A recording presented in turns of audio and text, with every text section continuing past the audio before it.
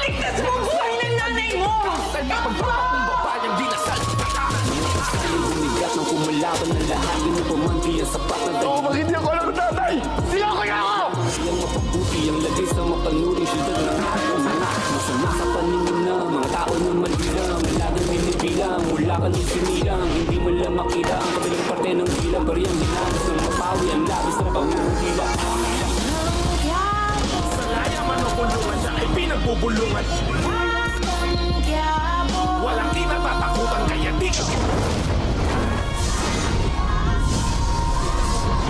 Kinauukulan.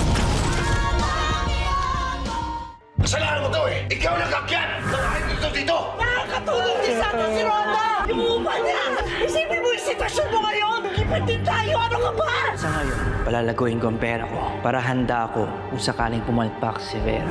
Hindi natin pwede iasa sa ibang tao ang mga negosyo natin. Dapat tayo mismo ang tumutok dito. Bago to ah. May kasagalan pala dito. Matanong ko lang, safe ba dito? Safe na safe, sir. Bigyan niyo na ako magandang upuan. Bilisan niyo. Ating-katin na ako eh. Gusto ko na maglaro.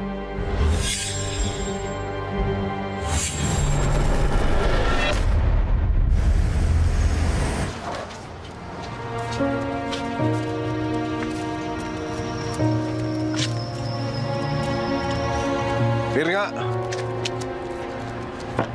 Buisit. Buisit sa buhay. Mang Rigor, huwag po kayo manggugulo dito, ha?